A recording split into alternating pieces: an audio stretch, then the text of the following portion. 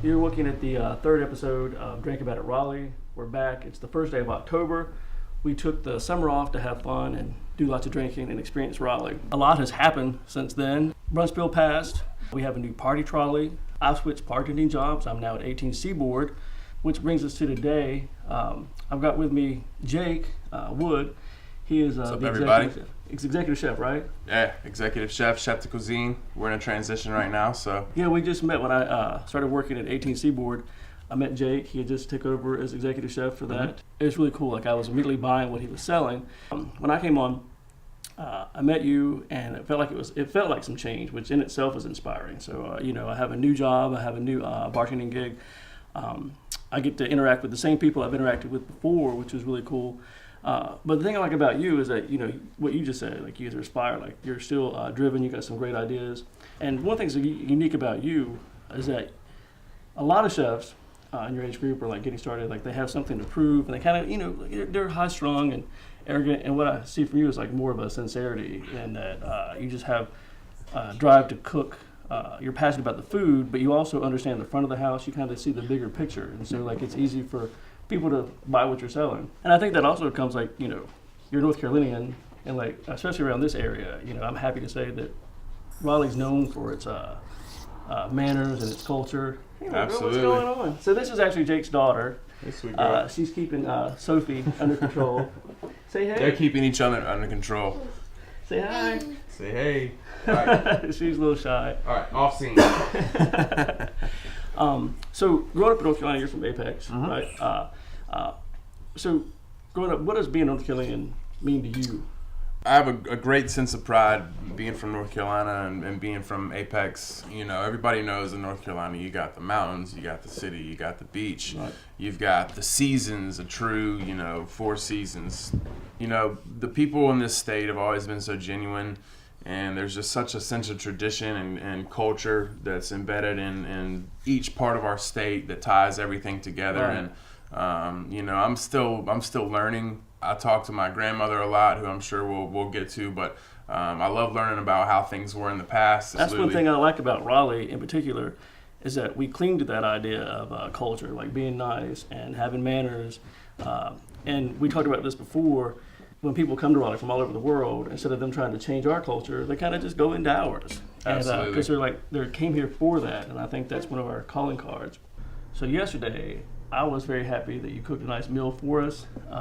Really exceptional deals with the fresh seafood. So tell us about that dish. Yeah, absolutely. It's actually on our feature set right now at the restaurant.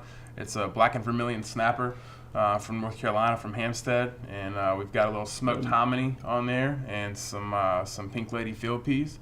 And the hominy I owe to my grandmother. That's a Granny Helen recipe right there. Her favorite thing to eat is, especially during the wintertime, is some fresh butter sauteed hominy, lightly smoked. When my grandfather was alive, he would smoke the hominy for us. She just loved that smoke flavor, and put a little bit of pork cracklings on there. She keeps pork cracklings in the freezer from Can't the go wrong hunters. with pork cracklings. Yeah, she keeps a little stash in the freezer. So, but it's a really nice rustic dish. Nothing really extra, and you just kind of let everything speak rustic. for itself. It's nice, you got the smoke, you got the textures, like everything about it. It's just like it's kind of that primal joy of eating. Yeah, I absolutely. like that. It's really cool. Like, and you presented that very well. It's a beautiful presentation. Like, Thank you. The snapper, like I had never had vermilion snapper before.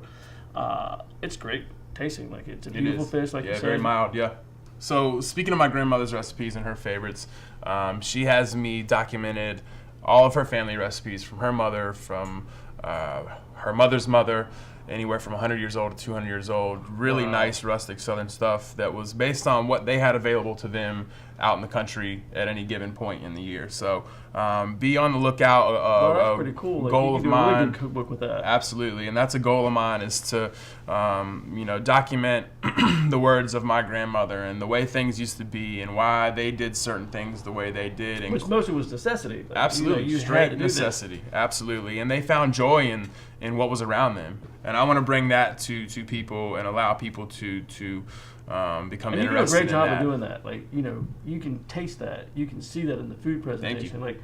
Like, you do a great job of melding the rustic simplicity of simple farm-to-table food, but then you actually take it up a step and make it like an elegant interpretation of it, you know, with the presentation, with the little added ingredients that make it something special. So that you do a great job with that. Kind of reinvent what they did, and that's my goal. That's a good say, yeah, you reinvent You know, that's a goal of mine, is to have that at some point in time and just continue my grandmother's legacy and tradition and share that with people. I think you do a great job. I think you're making your family very proud. I think you're doing North Carolina, making that very proud. Like, you represent everything that's about our culture. I try. That's cool. Thank you very much. Man, thank you for taking the time to talk with us. Absolutely. I appreciate it. Thank you very much. And good luck with this, man. This is a great concept you have here. We're trying. And I look forward to seeing where it goes. 100%. So kind of what we're doing with every guest, we like, you know, I think music tells a story. It tells a lot about a person. So, you know, what's your favorite song? Soul Shine. Favorite song is Soul Shine. I'm always ready for that question. Soul Shine, originally written by Warren Haynes of the Allman Brothers. My favorite version was the Allman Brothers growing up, and I've grown to like a more bluesy, hymnal style version by Government Mule. And it is, man. I try to pour my soul into everything I do.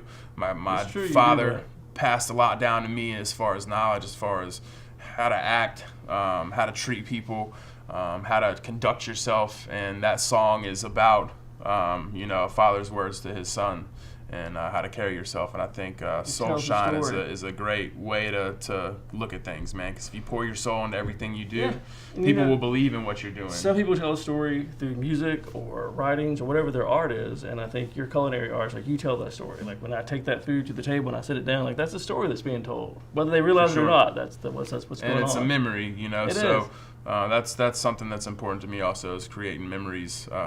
For people. So there's a lot of work to do, you know, working with people like you, building what we're building at 18 Seaboard, kind of a new wave, a fresh new look type thing. We talked about perspective. Like, if you can change your perspective, perspective is everything, man. And what we're doing is inspiring. Sometimes I walk home or I go home and I walk out of there, I don't even know how we did it. Like, I don't know how we pulled this together. It takes a certain type of person to do that every day and come back. And what you got to do, that's why we drink about it, by the way. Absolutely.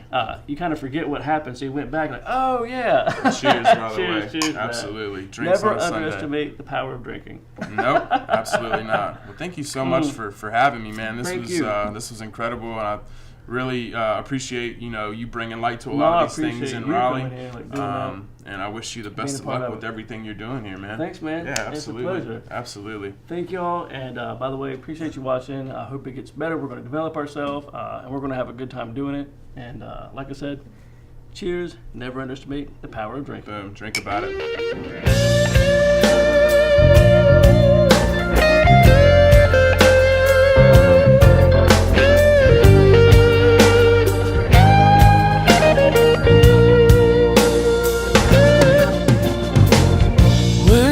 Can't find the light that guides you through a cloudy day.